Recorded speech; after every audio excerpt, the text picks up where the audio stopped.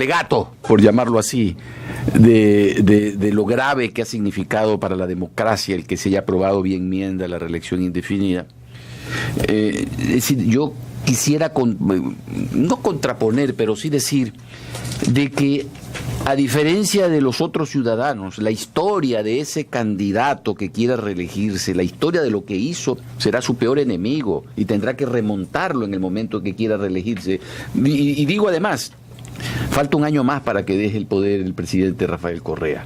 De seguir la situación tan crítica como ha sido el 2015, y si se agudizase el 2016, la gente lo va a recordar, pero con pésimas evaluaciones.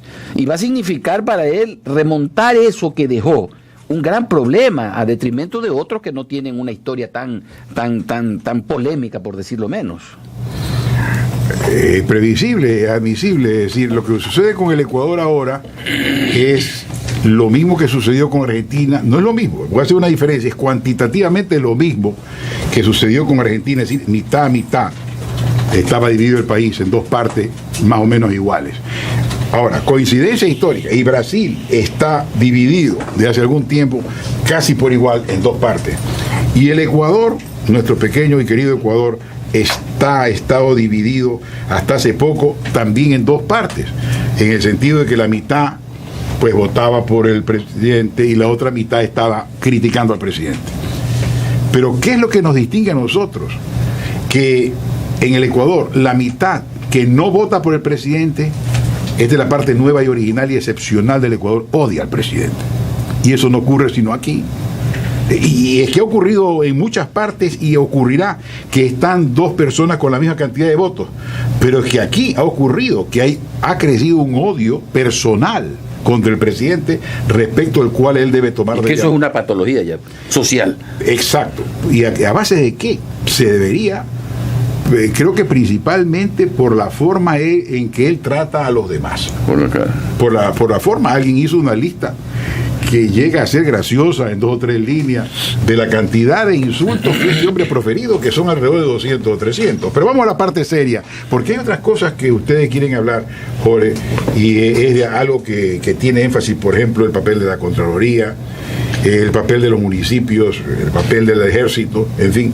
Pero antes de dejar este tema, yo creo que aquí lo fundamental, ya una vez aprobada la reelección indefinida, es que esa función del Estado, que se llama la función electoral, como la llama, es que esa es la que verdaderamente tiene que blindársela de cualquier tipo de injerencia por parte de los funcionarios que quieran ir a la reelección, porque ahí va a estribar realmente el meollo del asunto, que si la influencia es de tal naturaleza fuerte en ese tipo de organismo, no se respeta la voluntad popular en un momento determinado y se pueda llegar al fraude electoral. Es que ese es el riesgo y eso ya está preparado.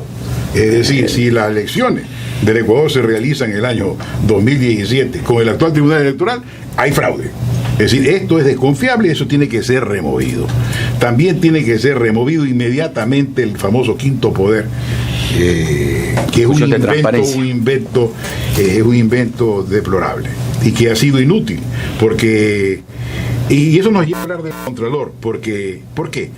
Porque es que si no existe en el Ecuador un ministerio fiscal general, que es un ministerio fiscal en general inerte, con excepciones, y que se hace notar es desenterrando cosas del pasado, cuando hay tantas cosas en el presente para ocultar su inactividad actual. No existe ministerio fiscal en general, pues no existen otro organismo de control, porque el quinto poder estaba llamado a ser un receptor de denuncias que sustituyera a aquella comisión de participación ciudadana y control social que tuvo tanto éxito y que fue derogada, que recibía control cívico de la corrupción. Exacto.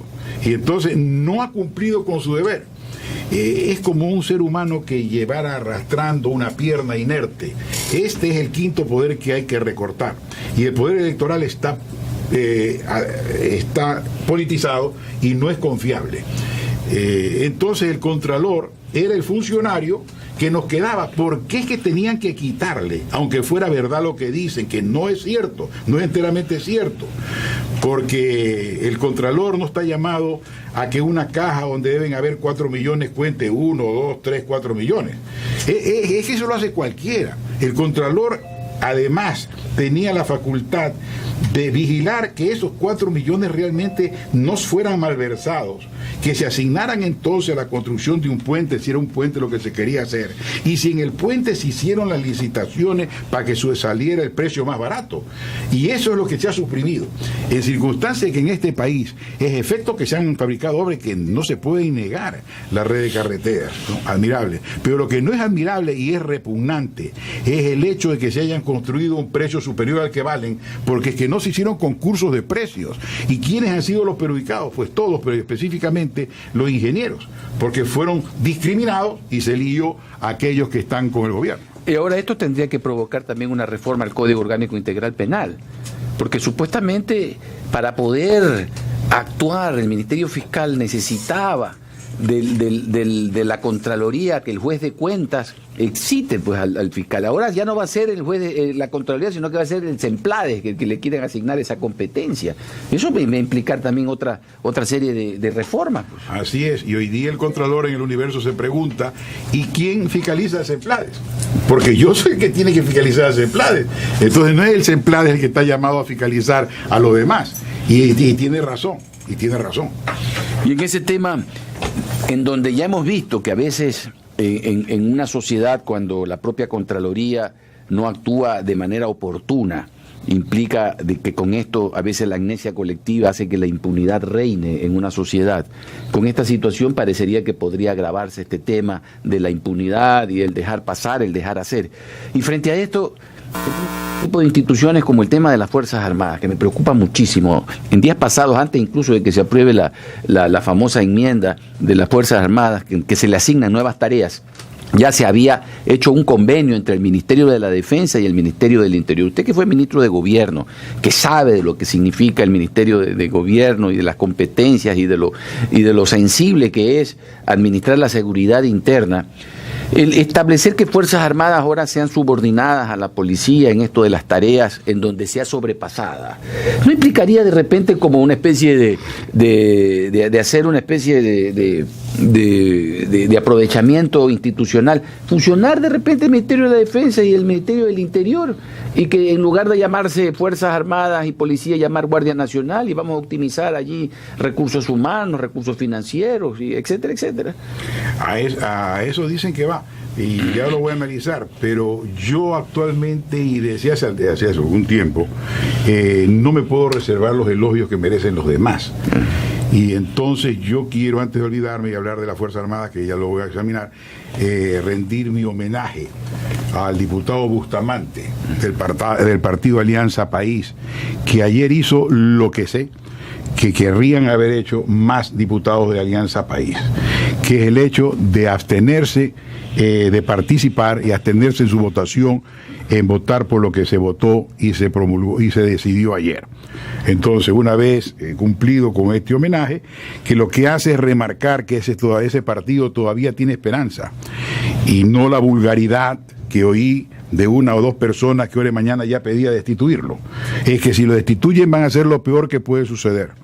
Bien, volviendo al punto de la cuestión de las Fuerzas Armadas, cuando yo fui ministro de Gobierno, se le ocurrió a alguien forjar una escuela, una policía privada. Y entonces yo esto lo hice estudiar por distintos asesores nacionales y extranjeros, que llegaron a la conclusión de que eso no es conveniente. Y entonces yo me opuse.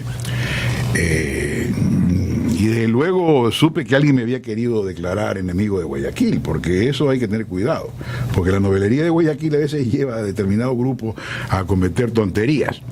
Entonces yo acudí al ejército para que colabore con la policía, y ustedes recordarán que estamos hablando de 2004, a fines del año 2004, y en efecto en ese periodo ustedes vieron, y los guayaquileños vieron, camionetas de policías con soldados. Se lo denominó Fuerzas de Tareas Conjuntas. Exacto, inclusive después llegaron a participar del municipio, en fin.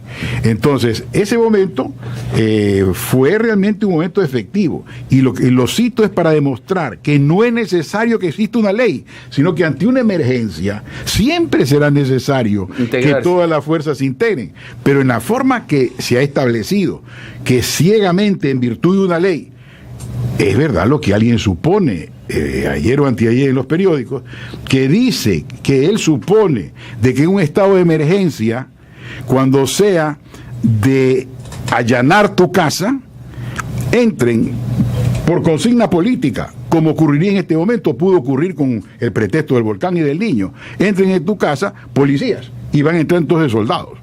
Entonces ese riesgo ahora sí existe. Ahí está claro el cambio que ha ocurrido desde ayer a hoy.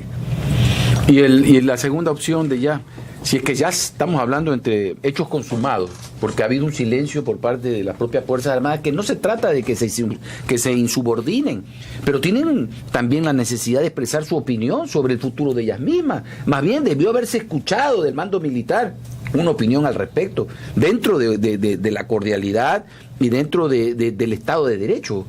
No. Sí, así es, a tal punto que yo me permití por Twitter enviar un mensaje urgente y que lo repito ahora y que conste que es usted que trae el tema, para que soy un necio, o bueno, aunque lo fuera en este punto, pero lo cierto es que yo mandé un mensaje en el siguiente sentido, inclusive elaborando con esfuerzo las pocas palabras que tiene que pronunciar las Fuerzas Armadas, porque es que cuando uno le pide a alguien un asunto que merezca, que signifique un sacrificio o un riesgo, tiene que cuidar de la piel, de la estructura, de no dañar, de que sea aceptado por el Consejo, si para eso hace el Consejo. Y mi consejo, y lo vuelvo a repetir, es de que el Estado Mayor de las Fuerzas Armadas le dirija un atento oficio al señor presidente de la República. Que más, yo estoy a la orden para elaborar el borrador y lo elaboro en este instante. Habría que citar, señor presidente, con base en el artículo tal de la Constitución Política que le atribuye históricamente de la fundación de la República, esta frase está de más, pero lo digo para conocimiento del público, no es nada nuevo, que le atribuye a las Fuerzas Armadas la garantía, es decir, garantizar los derechos ciudadanos, y ante el hecho consumado de que la Asamblea Nacional ha promulgado por medio de enmiendas y en un solo acto lo que corresponde hacer previa consulta popular, anunciamos, y creo que como queremos cumplir nuestro deber, anunciarle que nosotros no podemos garantizar tal texto. Muy atentamente, nada más. Pero eso, en tan pocas palabras, y que sin haya riesgo para nadie, es un bombazo en los ojos de la gente que no quiere ver. Vamos a un corte y regresamos con el doctor Jaime Dameval Martínez.